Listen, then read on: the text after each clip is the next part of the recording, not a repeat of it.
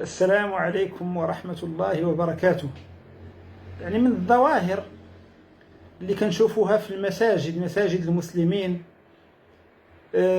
تتكرر كلما حصل أمر، وهو الشوشرة والتشويش اللي كيحصل متى ما أخطأ الإمام وسهى فسجد سجود السهو.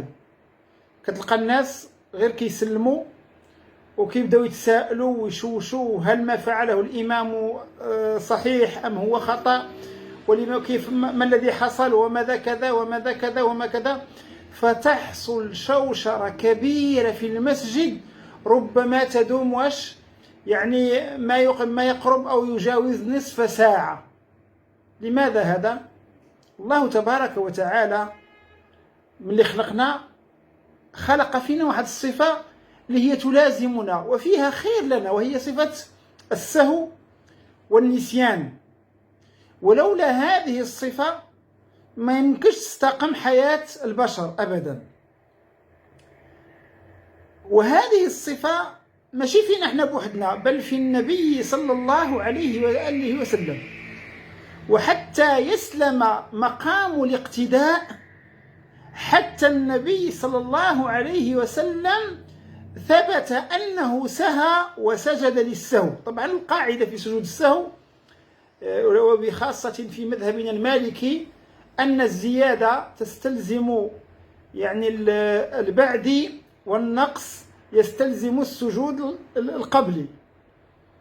إذا زاد المصلي خطأ فإنه يسجد بعد السلام، وإذا نقص فإنه يسجد قبل السلام. والنبي عليه الصلاة والسلام في عدة مرات ثبت عنه السهو في الصحيحين من حديث أبي هريرة أنه صلى الله عليه وسلم سلم في الركعة الثانية في صلاة رباعية، يعني ظهر أو عصر، وسلم في الركعة الثانية حتى يعني هذا يسمى بحديث ذي اليدين. سؤال واحد الصحابي قال لي هل زيد في الصلاة، هل نقصت الصلاة أم نسيت؟ قال لم أنسى ولم تنقص، لأنه لا يدري بأنه أخطأ.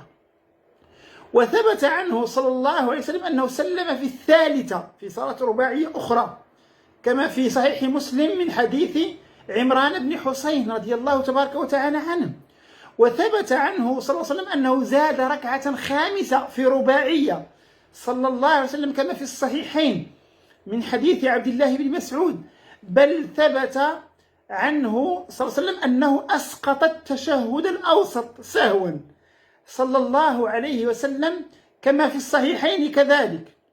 إذن هؤلاء الأئمة الذين يخطئون طبيعي أن يخطئ الإمام، يزيد ركعة، ينقص سجود، يزيد تشهد، والإمام يجتهد بما علم ويسجد. المفروض من اللي في الناس من اللي يسجد الإمام سجود السهو سواء كان قبلي أو بعدي يتابعونه، ويعني إذا سلموا ينصرفون بصمت بدون شوشرة وبدون تشويش.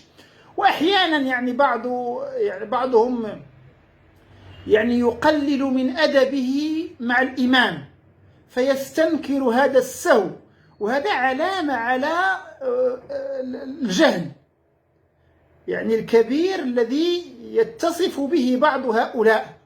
فإنه إذا لم يسلم المعصوم صلى الله عليه وسلم من السهو فباب أولى ما يسلمش منه أئمتنا والمصلون بنا وخطباؤنا بل علماؤنا. فرسول الله صلى الله عليه وسلم ما سلمش من السهو في الصلاة. ولهذا عندنا باب في الفقه يسمى باب سجود السهو، فيه أحكام. إذا كنت قادرا، والمفروض في المسلم أن يتعلمها، أما إذا تعلمتها فحسن، فحينها ستدرك خطأ الإمام وتدرك يعني سر سجوده قبلي أم بعدي.